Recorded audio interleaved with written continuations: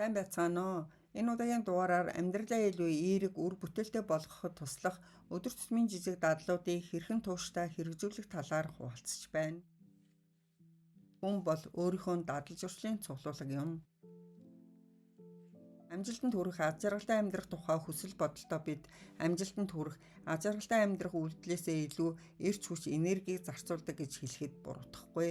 Тэдгээр хүсэл бодолдоо хөтлөгдөн жаргалтай амьдруулах хэн нэгэн сайн хүнийг эсвэл амжилт авчрах төрөл бүрийн заавар жорж шилдэг аргачлалыг хайж явдаг. Хүнд өөрт нь байдаг хамгийн чухал хүч бол дадлын хүч юм. Тиймээс ч хүн бол өөрийн сайн муу дадал зуршлынхаа бүтээл гэж ярьдаг. Өөрөөр хэлбэл дадал зуршлууд бол бидний амьдралыг тодорхойлдог. Дадлууд бидний хэрхэн бодох, мэдрэх, үйлдэхэд нөлөөлдөг. Судалгаагаар шинж зуршлыг бий болгоход дунджаар 66 хоног шаардлагатай байдаг гэж тогтоосон. Хэдий тийм ч гэлээ шинж зуршилтай болоход өдөр хоног бол тийм ч чухал хүчин зүйл биш юм. Дадал зуршлыг бий болгох 9 алхмыг танилцуулъя. 1-р нь зорилго тавих. Өглөө болгон 3-4 жижиг атлаа зайлшгүй хийх шаардлагатай ажлуудаа өөртөө тодорхой болгон бичиж зорилгоо болгоорой. Уг дадалд суралцах нь ажлын бүтээмжийг нэмэгдүүлэх хамгийн сайн стратегиудын нэг юм. Богино болон урт хугацааны зорилгоудтай хүрэхин тулд юуны өмнө үүнд анхаарлаа төвлөрүүлэх хэрэгтэй. Харин эргэн тойрондох эцэс төгсгөлгүй анхаар сарниулах зүйлсээр дүүрсэн үнэн үед хэрхэн анхаарлаа төвлөрүүлэх вэ гэвэл өдөрт хийх ажлуудаа хязгаарлаж хийх гүйцэтгэх ёстой нэн чухал зүйлсээ дистралаар нь жагсах шаардлагатай юм.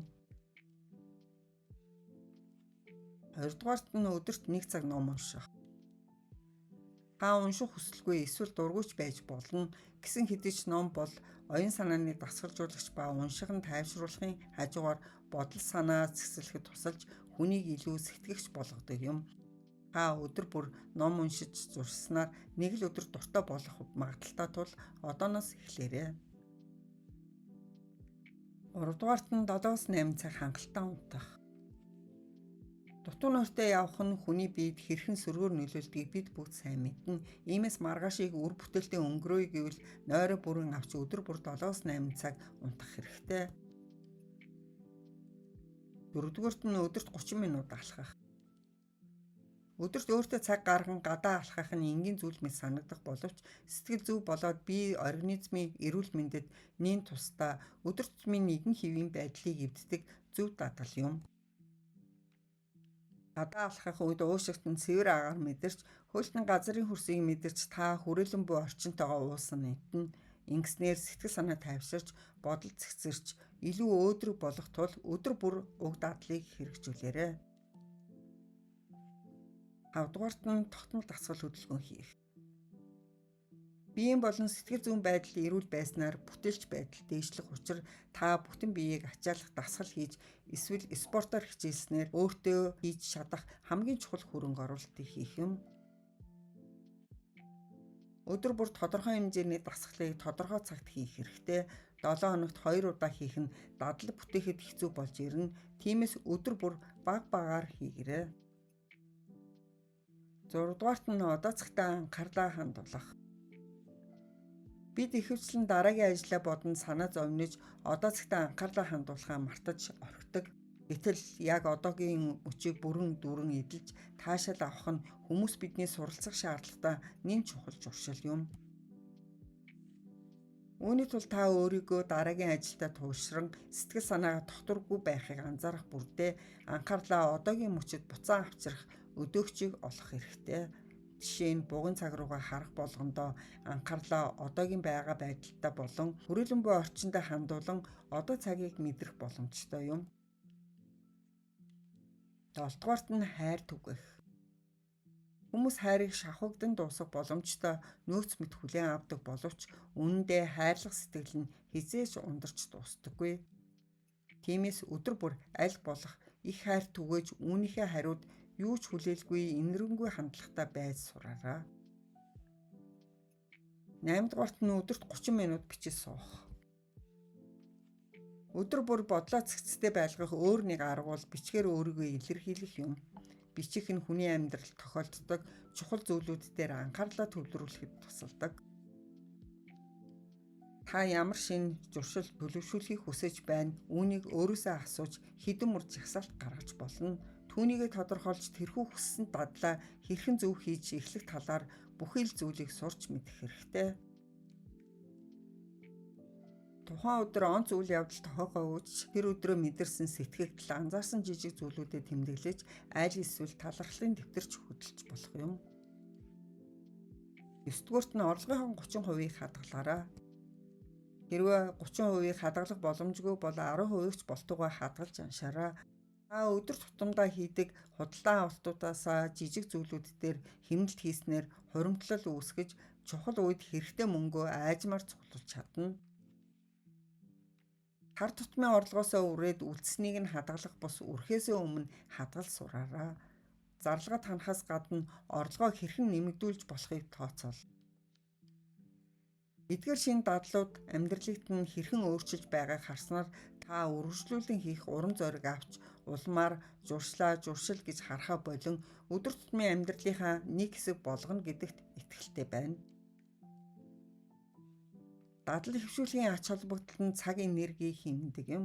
Учир нь автомат болсон дадал зуршлыг хийхэд онцгой анхаарал төвлөрүүлж хүч гаргах шаардлагагүй.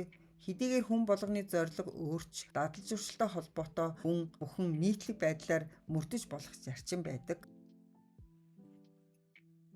Үүнд нэгдүгээрт нь та өөрийн үнд зүйлсэд нийцэх дадлуудыг хөвшүүлэх хэрэгтэй.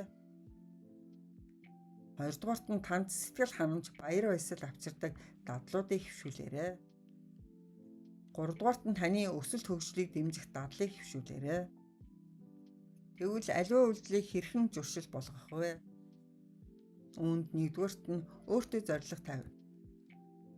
Аливаа зуршлыг үр дүнтэй уялдуулж хүрэх цэгийг тодорхойлбол дундаас нь буцах магадлал багасна. Хоёрдугаарт нь багаас нь эхэл. Аль болох шатааралтай бодит зорилго тавиад тэрийгэ багаар ахиулаад явах хэрэгтэй. Жишээлбэл өдөр болгон гадуур хооллож байснаа гинт би өдөр бүр гэртээ хоолоо бэлдэнэ гэвэл эхэндээ эрчтэй байхдаа зүгээрч айжмдаа гинт хаях магадлал илүү. Атомын зуршил хэмээх Джеймс Клэрийн номонд бахан зүйлийг амьдралдаа хэрэгжүүлж дадал болгож чадсанаар хэрхэн том үр дүнд хүрч болдгийг өгүүлсэн байдаг. Гуравдугаарт нь өөртөө төвлөр. Зуршил гэдэг нь үйлдэлийн давтамж ч гэсэн гол хүчин зүйл нь сэтгэл зүйн дасгал болон өөрчлөлт учраас яагаад гэдгээ сайн тодорхойлж өөртөө сануулах хэрэгтэй.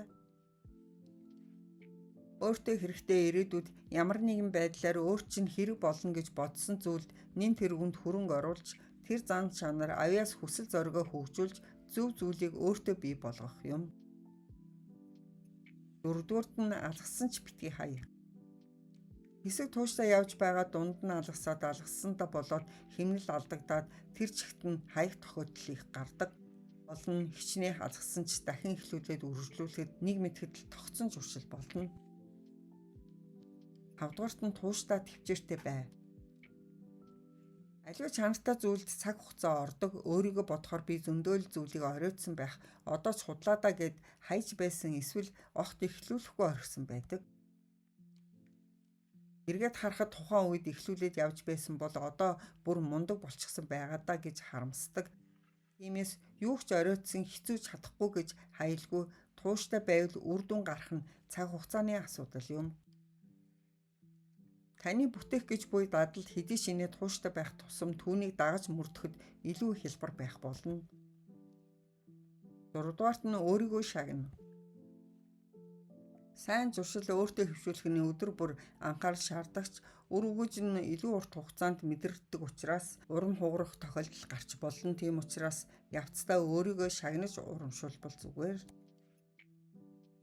Хүний амьдрал 100% дадал зуршил болох албагүй. Зөвхөн гол зүйлүүдтэй төвлөрч чухал зүйлсийг дадал зуршил болговол ухамсарт байдлаас гарч заавал бодож төлөвлөж хичээхгүйгээр нэгэнт хөвшиж өөрийн зорилго хүсэл мөрөөдлөө төвлөрөх цаг зав ирч хүч гардаг.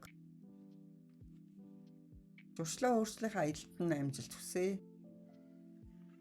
Анхааран сонсон та бүхэндээ баярлалаа.